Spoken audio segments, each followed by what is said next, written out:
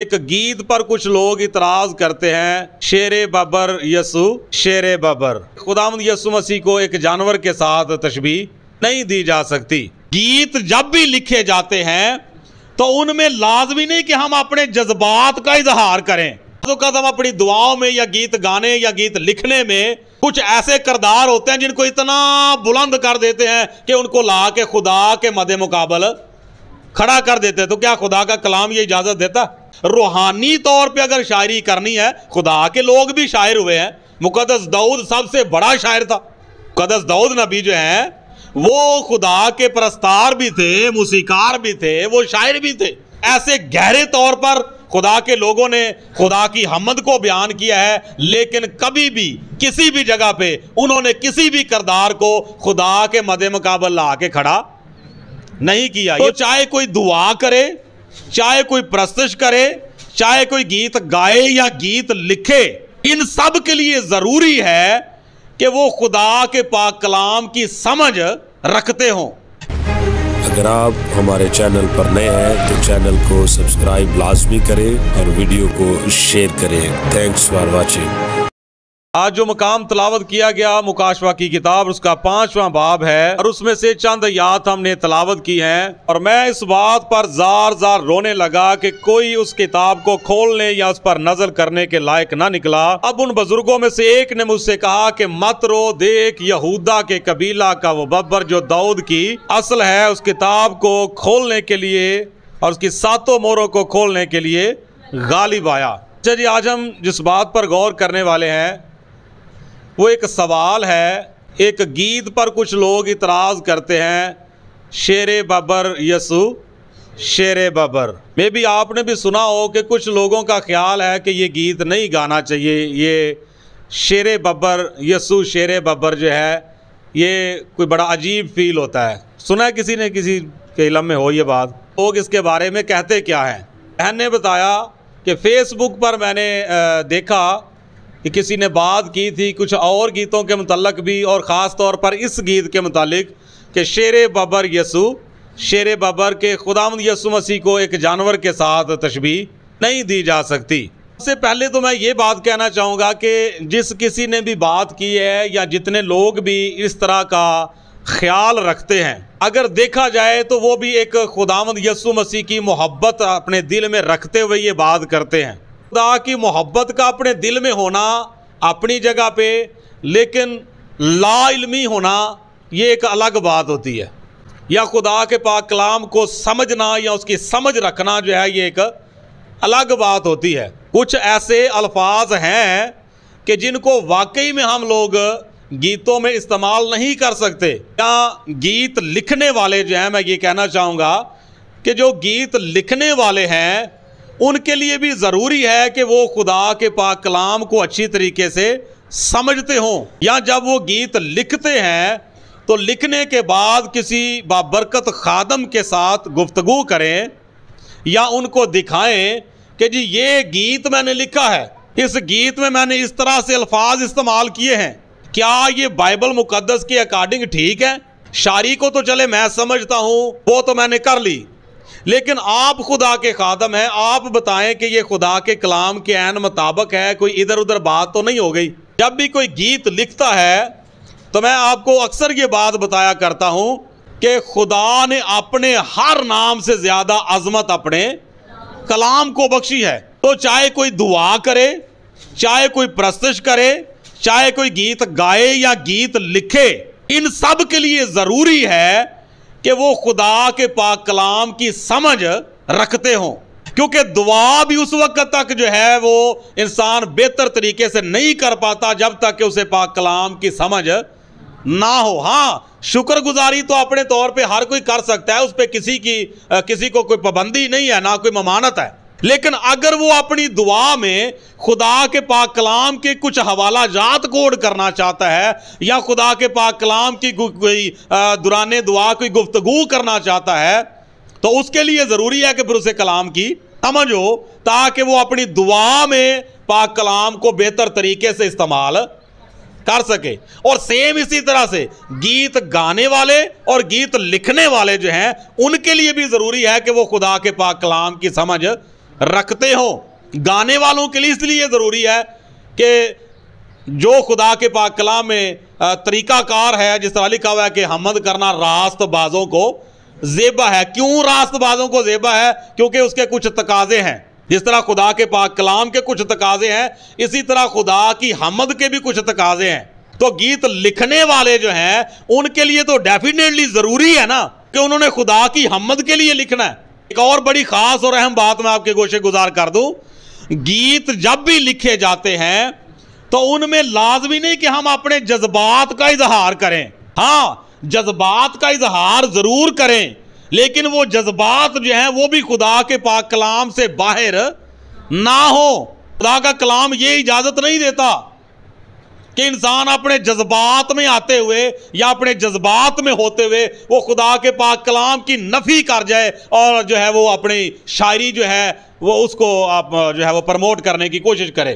क्योंकि खुदा का पाक कलाम जो है वो इस बात की तस्दीक करता है कि जैसा मकाम खुदा ने दिया है, चाहे आप दुआ करें, चाहे आप गीत गाएं या आप गीत लिखें, उसके लिए ज़रूरी है कि आप अपनी दुआ में, गीत गाने और गीत लिखने में भी उसको वही मकाम दें जो खुदा का कलाम देता है। अदौक़ात हम अपनी दुआओं में या गीत गाने या गीत लिखने में कुछ ऐसे किरदार होते हैं जिनको इतना बुलंद कर देते हैं कि उनको ला के खुदा के मदे मुकाबल खड़ा कर देते हैं। तो क्या खुदा का कलाम ये इजाज़त देता? ऐसा तो नहीं है। तो फिर इसके लिए क्या ज़रूरी है? इसके लिए ज़रूरी हो गया ना फिर कि अपने जज्बात को आप शायरी में इस्तेमाल ना करें। सिर्फ रूहानी तौर पे अगर शायरी करनी है, खुदा के लोग भी शायर हुए हैं। मुक़द्दस दाऊद सबसे बड़ा शायर था। मुक़द्दस दाऊद नबी जो हैं वो खुदा के परस्तार भी थे, मूसीकार भी थे, वो शायर भी थे। 5 किताबें जो हैं इनको शायरी की किताबें कहा जाता है। मुक़द्दस अय्यूब की किताब, ज़बूर की किताब, इमसाल की किताब, वाइज की किताब और गज़ल व ग़ज़लात, ये किताबें जो हैं ये नज़म की किताबें या शायरी की किताबें कहलाती हैं। ऐसे गहरे तौर पर खुदा के लोगों ने खुदा की हमद को बयान किया है, लेकिन कभी भी किसी भी जगह पे उन्होंने किसी भी किरदार को खुदा के मदे मुकाबल ला के खड़ा नहीं किया। ये बातें थोड़ी समझने वाली है। वापस आते हैं हम उसी जगह पे जो बात हमने शुरू किया, लेकिन ये बातें समझाना भी ज़रूरी था। आपका क्या ख्याल है? वैसे समझ होनी चाहिए इन बातों की। एक्टी अगर मैं वही हवाला जात देना शुरू कर देना, नहीं नहीं जी ये देखें यहाँ पर भी लिखा हुआ, यहाँ पर भी, वो तो बात ठीक है, लेकिन ये जो एक तरतीब है इसका भी हमारे ज़हन में होना ज़रूरी है। इसकी समझ होना भी हमारे लिए ज़रूरी है। जो भी इस गीत पर इतराज़ करते हैं या इन अल्फाजों पर इतराज़ करते हैं जो इस गीत में इस्तेमाल किए गए हैं कि शेर बबर यसु शेर बबर, ठीक है, उनकी मोहब्बत अपनी जगह पे, लेकिन थोड़ा सा ज़रूरी है कि हम खुदा के पाक कलाम को भी समझें। सबसे पहले तो हम इस बात पर गौर करेंगे कि खुदा अपने नबियों के साथ जब कलाम करता है तो खुदा का कलाम करने का तरीका क्या है? खुदा का कलाम करने का तरीका क्या है? किस तरह से खुदा ने अपने नबियों के साथ कलाम किया और वही कलाम आज हमारे पास मौजूद है, हमारे हाथों में है। और जिस तरीके से खुदा ने कलाम किया उस बात की तस्दीक जो है वो इससे हो जाती है जब हम खुदा के पाक कलाम को पढ़ते हैं। मेरे साथ एक हवाला निकालिएगा ज़रा। होसिया नबी का सीफा उसका 12वां चैप्टर है और उसकी 10वीं आयत को पढ़ेंगे जी। मैंने तो नबियों से कलाम किया, मैंने तो नबियों से कलाम किया। नबियों से कलाम कौन करता है? खुदा खुद करता है। तो खुदा ही कह रहा है कि मैंने तो नबियों से कलाम किया। अब कलाम करने का तरीका क्या बताया गया है? और रोया पर रोया दिखाई, यानी कि रोया में भी कलाम किया। मैंने तो नबियों के साथ कलाम किया, लेकिन तरीका क्या था? रोया पर रोया दिखाई और नबियों के वसीला से, नबियों के वसीला से तशबीहात इस्तेमाल की। क्या लिखा हुआ जी? तशबीहात इस्तेमाल की नबियों के वसीला से।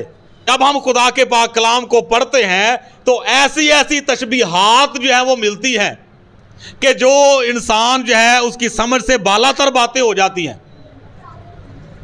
जब हम मुकद्दस होसिया नबी के पहले चैप्टर्स को पढ़ते हैं, पहले चंद अबवाब पढ़ते हैं, तो वहां पर कुछ ऐसे मामलात हमें पढ़ने और सुनने को मिलते हैं कि आम पढ़ने वाला जो बंदा है वो हैरान परेशान हो जाता है कि ये एक नबी के बारे में बात हुई है। अब खुदा ने कहा मुकद्दस होसिया नबी से कि तू जा और जाकर अपने लिए एक बदकार बीवी ले और उससे बदकारी की नस्ल भी पैदा कर। तो अब अजीब नहीं लगता ये? लेकिन जब हम खुदा के कलाम को पढ़ते हैं तो हमें पता चलता है कि खुदा कई मर्तबा पुराने अहदनामा में अपने नबियों को लोगों को समझाने के लिए बतौर निशान इस्तेमाल करता रहा है। अब मुकद्दस हिजकियेल नबी के बारे में जब लिखा है पढ़ते हैं तो लिखा हुआ है कि खुदा ने मुकद्दस हिजकियेल नबी से कहा कि ऐसा होगा कि मैं तेरी मंजूर नजर यानी कि तेरी बीवी को एक पल में तुझसे जुदा कर लूंगा, मतलब कि वो मर जाएगी। और उसके बाद खुदा ने कहा कि तूने उस पर आंसू भी नहीं बहाने, बिल्कुल ठीक ठाक नॉर्मल हालत में रहना है, लेकिन सिर्फ आहें भरनी है। और जब वो लोग तुझसे पूछेंगे कि तू ऐसा क्यों करता है तो फिर तू उन्हें बताना कि खुदा यूं फरमाता है कि जिस तरह मैंने अपने नबी के साथ किया है उसी तरह तुम्हारे साथ भी करूंगा और फिर तुम भी इसी तरह की ठंडी ठंडी आहें भरोगे। अच्छा, ये बात क्या खुदा वैसे नहीं उनको कह सकता था? वैसे भी तो बता सकता ना। लाजमी था कि अपने मुकद्दस बरगजीदा बंदा मुकद्दस हिजकियेल नबी की बीवी को मार के तो फिर ही खुदा उनको ये बात समझाता, लेकिन खुदा ने ऐसा किया।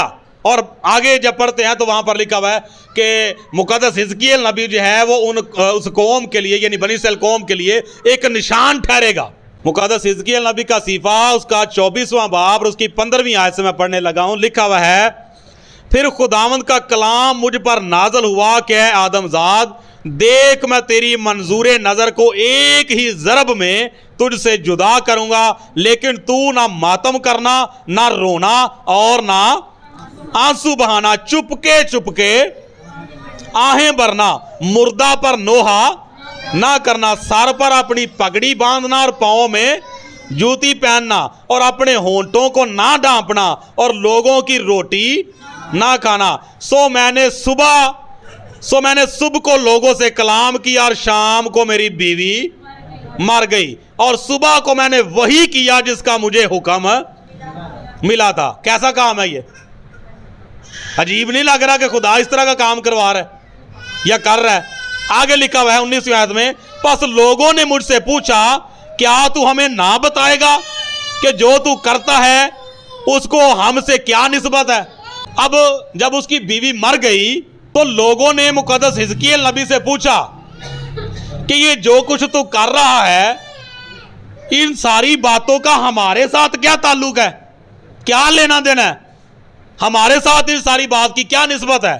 जी आगे, सो मैंने उनसे कहा कि खुदावंद का कलाम मुझ पर नाजल हुआ कि इस्राएल के घराने से कह खुदावंद खुदा यूं फरमाता है कि देखो मैं अपने मकदस को जो तुम्हारे जोर का फख्र और तुम्हारा मंजूर नजर है जिसके लिए तुम्हारे दिल तरसते हैं नापाक करूंगा और तुम्हारे बेटे और तुम्हारी बेटियां जिनको तुम पीछे छोड़ आए हो तलवार से मारे जाएंगे और तुम ऐसा ही करोगे जैसा मैंने किया। तुम अपने होंठों को ना डांपोगे और लोगों की रोटी ना खाओगे और तुम्हारी पगड़ियां तुम्हारे सरों पर और तुम्हारी जूतियां तुम्हारे पांव में होंगी और तुम नोहा और जारी ना करोगे पर अपनी शरारत के सबब से घुलोगे और एक दूसरे को देखकर ठंडी सांस भरोगे। कि सेम जो कुछ मेरे साथ हुआ है जब तुम्हारे साथ खुदा करेगा तो सेम यही सिचुएशन तुम्हारी भी होगी। और आगे लिखा चुनाचे हिजकियेल तुम्हारे लिए निशान है। समझ आ गई बात की? तो अब ये अजीब बातें नहीं लग रही? तो तरीकाकार वही है जो खुदा ने मुकद्दस होसिया नबी के सीमा में बता दिया है कि मैंने तो नबियों से कलाम किया, रोया पर रोया दिखाई और नबियों के जरिया तशबीहात इस्तेमाल की।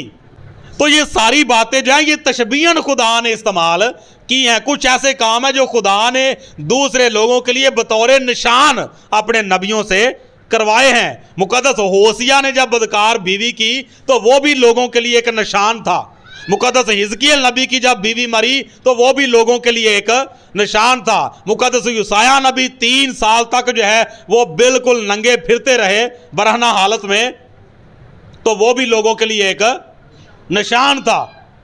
और इसी तरह खुदावंद यीशु मसीह से जब उन्होंने पूछा कि हमें कोई आसमानी निशान दिखा, तो खुदावंद यीशु मसीह ने क्या फरमाया कि यूना नबी के सिवा तुम्हें और कोई निशान। तो इसका मतलब है कि मुकद्दस यूना नबी का मछली के पेट में जाना, 3 रात दिन उसके अंदर रहना और फिर जो है मछली का उन्हें उगल देना, वो तमाम लोगों के लिए क्या था, एक निशान था। तो इन सारी बातों को समझना भी जरूरी है। मोहब्बत अपनी जगह पे, के लो जी ये अल्फाज इस्तेमाल नहीं किए जा सकते। क्लियर हो गया। अब हम मजीद चंद एक हवाला जात पढ़ते हैं, उसके बाद दुआ करेंगे। जो बात वहां मुकाशवा की किताब में की गई है उसी को हम लोग मजीद थोड़ा समझने की कोशिश करेंगे। मुकद्दस होसिया नबी का सीफा 13वां बाब उसकी 5वीं आयत से पढ़ते हैं तो लिखा हुआ है, मैंने बियाबान में यानी खुश्क जमीन में तेरी खबरगिरी की। किसकी बात हो रही है? बनी इस्राएल कौम को खुदा ये कह रहा है कि मैंने बियाबान में यानी खुश्क जमीन में तेरी खबरगिरी की। वो अपनी चिरागाहों में सैर हुए और सैर होकर उनके दिल में घमंड समाया और मुझे भूल गए, इसलिए मैं उनके लिए शेरे बब्बर की मानिद हूं। तो गीत में क्या गाया जाता है? अच्छा, अब खुदा खुद कह रहा है इसलिए मैं उनके लिए शेरे बब्बर की मानिद हुआ। मैं उस रीछनी की मानिंद जिसके बच्चे छिन गए हों उनसे दुचार हूंगा और उनके लिए उनके दिल का पर्दा चाक करके शेरे बब्बर की तरह उनको वहीं निगल जाऊंगा। तो अब यहां पर देखें 3 जानवरों का जिक्र किया गया। तो अब क्या कहें, क्योंकि ये कोई नबी तो नहीं कह रहा, खुदा खुद ही कह रहा है। खुदा कह रहा है मैं ऐसे लोगों के लिए शेरे बब्बर की मानद हुआ और फिर चीते की मानद उनकी घात में भी बैठा और फिर उसके बाद रीछनी की मानद जिसके बच्चे छिन गए हों। अब यहां पर मसला पता क्या है, वो भी मैं थोड़ा सा क्लियर कर दूं, फिर उसके बाद एक और हवाला मजीद पढ़ेंगे। मसला पता क्या है, एक और छोटी सी बात मैं कहता हूं।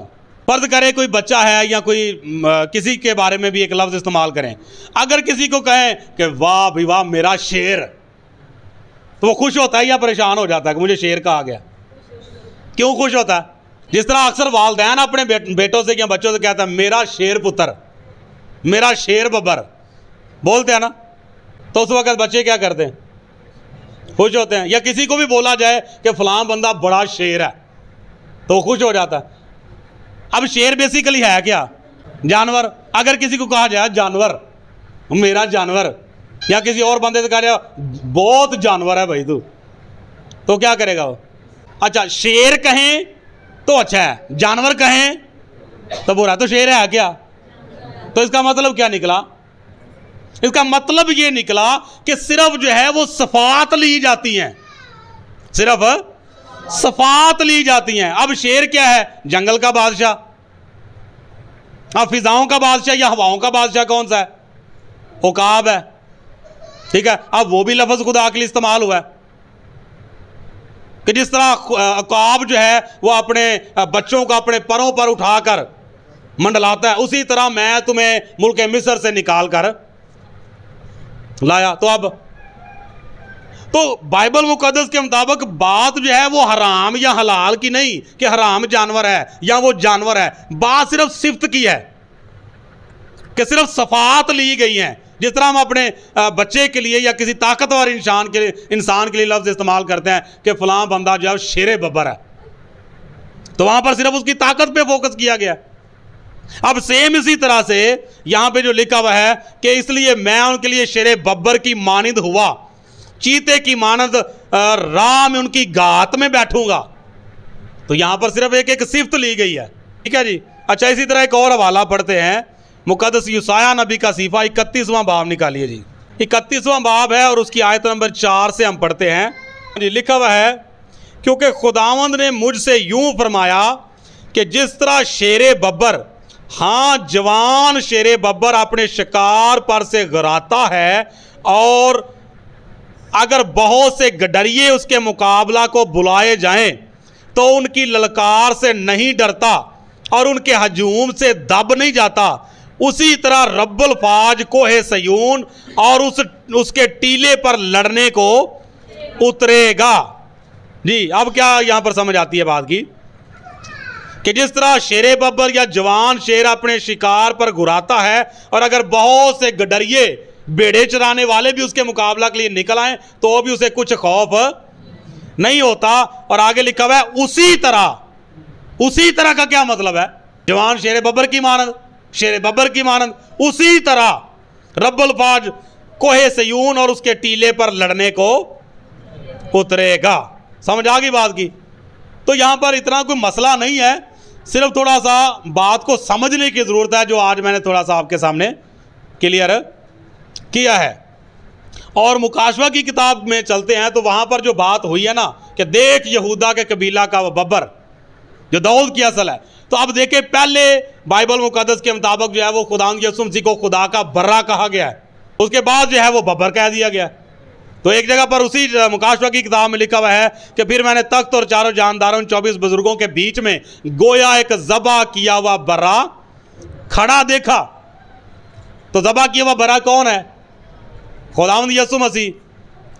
तो वो जो बात है वो खुदावंद यीशु मसीह के उस दौरे हयात की बात है कि जब खुदावंद यीशु मसीह इस दुनिया में आए हमारी निजात के लिए और कफारा दिया। लेकिन जब शेरे बब्बर की बात कही जाती है या शेरे बब्बर अल्फाज इस्तेमाल किए जाते हैं तो उस वक्त बात जो है वो अदालत की है कि खुदावंद यीशु मसीह तख्ते अदालत पर बैठे हैं। जब वसीयत बर्रा हैं तो तब तक उन्होंने सब पर रहम किया, यहां तक कि अपनी जान भी हमारे लिए उन्होंने कुर्बान कर दी। लेकिन जब तख्ते अदालत पर बैठेंगे तो फिर वो बर्रा नहीं बल्कि शेरे बब्बर लफ्ज़ इस्तेमाल किया गया कि फिर इंसाफ होगा। समझ आ गई बात की? तो लिहाजा ये है कि ये जो गीत गाया जाता है कि शेरे बब्बर यसु शेरे बब्बर, इसमें कोई इतना मसला नहीं है, इसको सिर्फ समझने की ज़रूरत है। तो यही बात जो है वो मैं आज आप तक पहुंचाना चाह रहा था कि कल को अगर आपके साथ कोई बात करे तो आपको इस बात की समझ होनी चाहिए कि किस तरह से उसको क्लियर किया जाए। हालेलुया। सो खुदावंद आप सबको बरकत दे, आमीन।